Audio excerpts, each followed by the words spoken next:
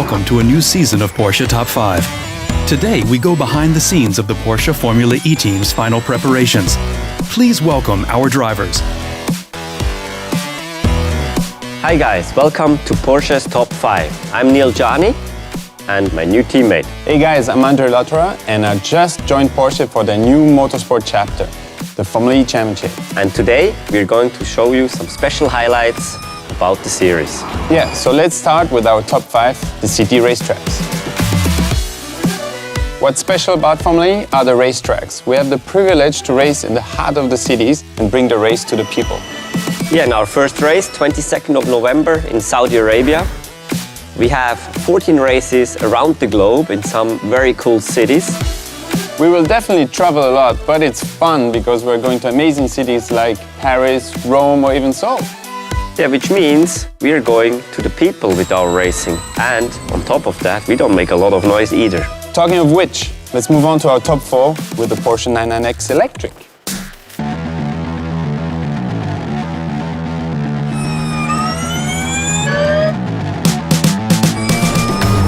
Let's start at the front of the car.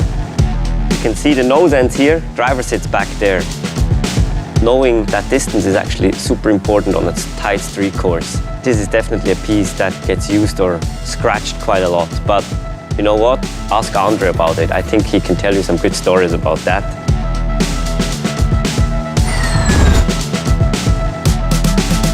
Then we move backwards.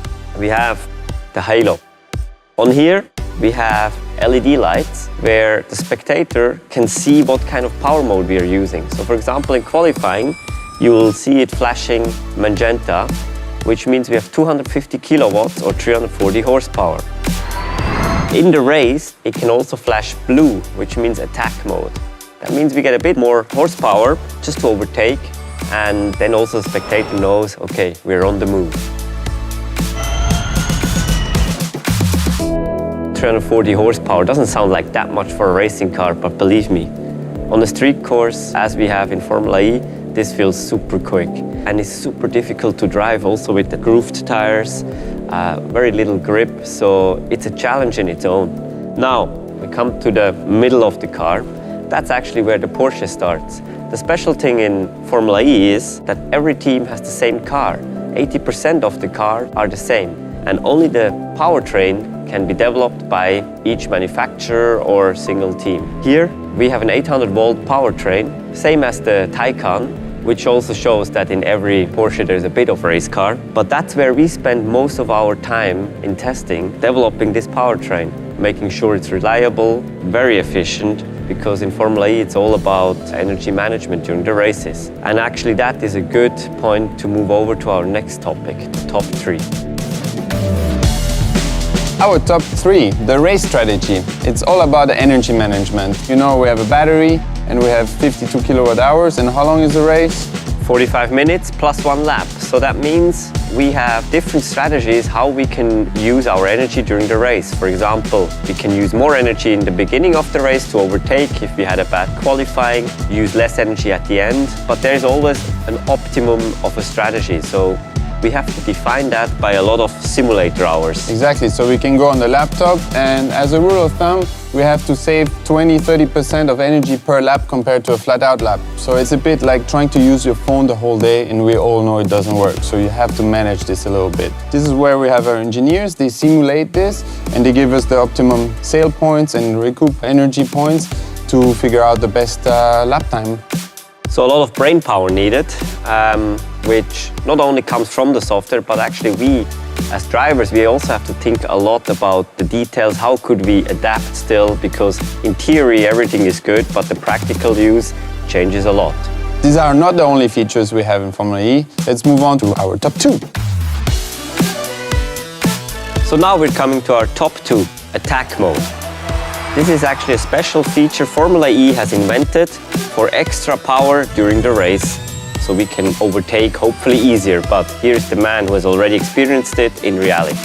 Yes, I used it many times and it's a great feature to overtake. We get 35 extra kilowatt of power and we basically have to leave the ideal line and maybe you lose a position, but then you can overtake someone again. But it's a very fun feature. The car is more exciting to drive, more power, and You can see it, it's activated with LED lights on the halo.